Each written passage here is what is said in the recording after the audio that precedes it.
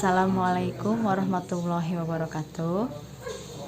Rabbi shrah li sadri wa yassir li amri wahlul 'uqdatam min lisani yafqahu qawli.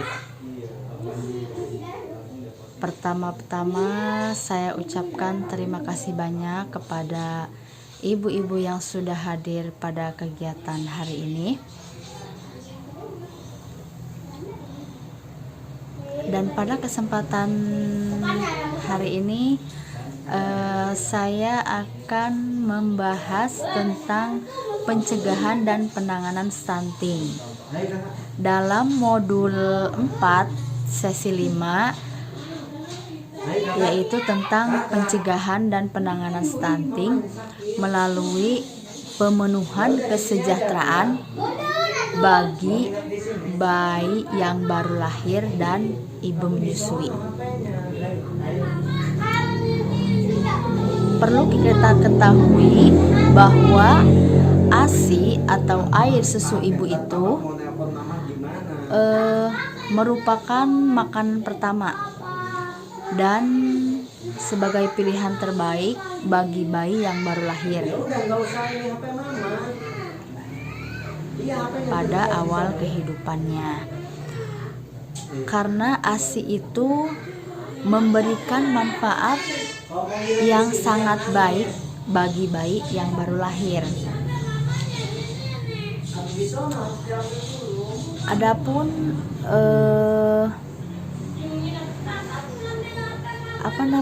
Bu? Adapun ASI itu ya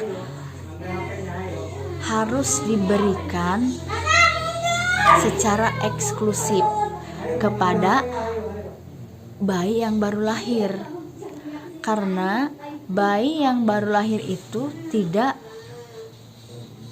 harus kita kasih makanan-makanan tambahan, jadi cukup ASI saja. Dan bagi ibu yang menyusui, ibu tersebut harus terpenuhi gizi dalam makanannya itu, karena akan berpengaruh sekali apabila seorang ibu yang sedang menyusui tidak memakan makanan yang bergizi, itu akan berpengaruh sekali ya untuk kesehatan bayi. Tapi banyak terjadi ya di masyarakat, bayi yang baru lahir itu dikasih susu formula. Mungkin terjadi juga pada ibu-ibu yang hadir di sini gitu, karena sudah menjadi kebiasaan atau menjadi tradisi gitu ya.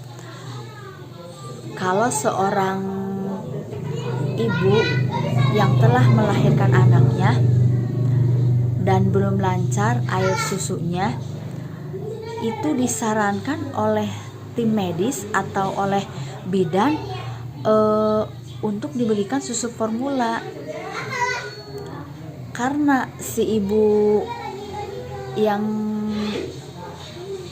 telah melahirkan anak tersebut nggak mau melihat anaknya itu kelaparan gitu. Apalagi kan kalau bayi pengen nyusu itu dia nangis gitu kan, jadi seorang ibu nggak mau gitu ya melihat anaknya yang terus-terusan nangis.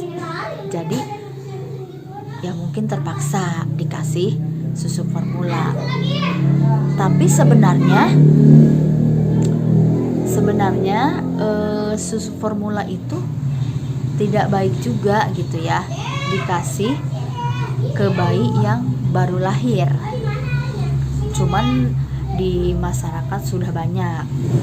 Bahkan sekarang mah kalau misalkan bayi baru lahir, justru ibunya itu kebanyakan jarang yang langsung menyusui anaknya.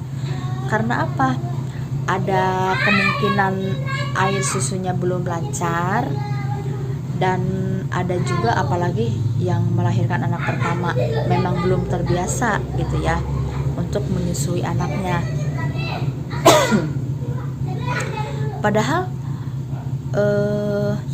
kita sudah mengetahui kalau air susu ibu itu memang makanan yang paling baik untuk bayi yang baru lahir. Ada juga ya Bu ya, hambatan dalam inisiasi menyusui dini. Nah, ini merupakan bentuk dukungan instrumental Bu dalam pemberian ASI. Nah, tenaga kesehatan juga mempunyai peran gitu ya, mempunyai peran dalam menggagalkan pemberian ASI eksklusif dalam pasca persalinan.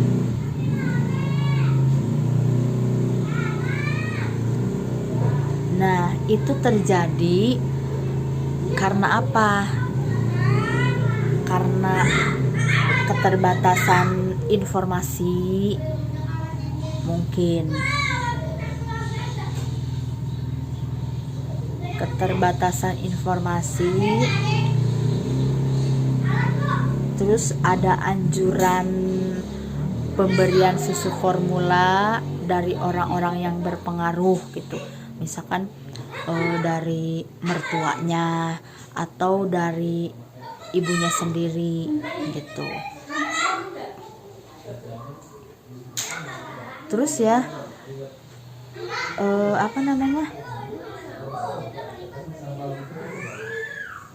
ibu-ibu menyusui juga mengalami mengalami hambatan penerimaan dukungan sosial. Nah, dalam pemberian ASI sejak masa kehamilan. Terus perlu ibu ketahui juga bahwa ibu yang baru saja melahirkan itu butuh ketenangan. Misalkan dalam situasi keluarga atau rumah tangganya itu si ibu itu harus merasa senang dan tidak boleh stres istilahnya. Kalau misalkan ibu yang baru saja melahirkan mengalami stres, nah ini akan berpengaruh juga Bu ya kepada bayi yang disusuinya. Bisa jadi malas untuk menyusui anaknya.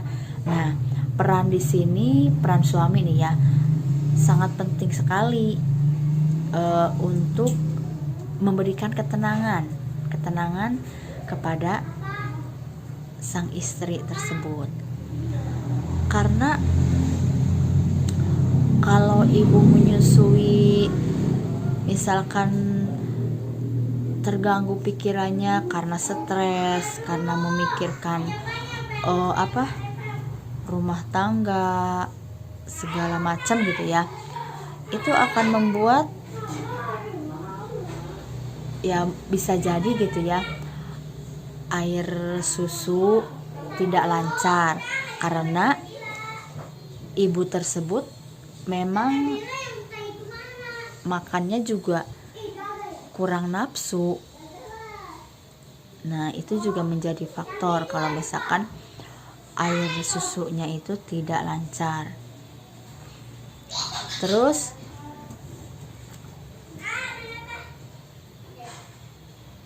ada tuh Bu ya hambatan yang paling berisiko, yaitu yang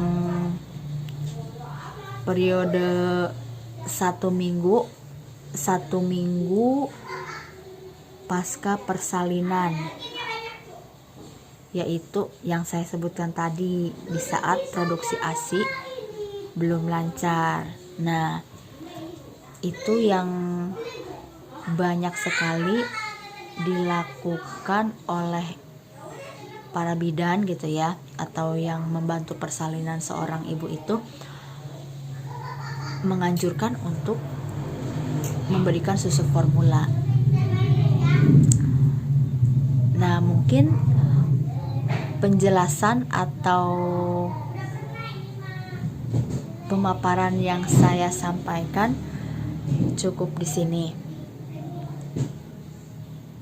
Wabillahi taufiq wal hidayah. Wassalamualaikum warahmatullahi wabarakatuh.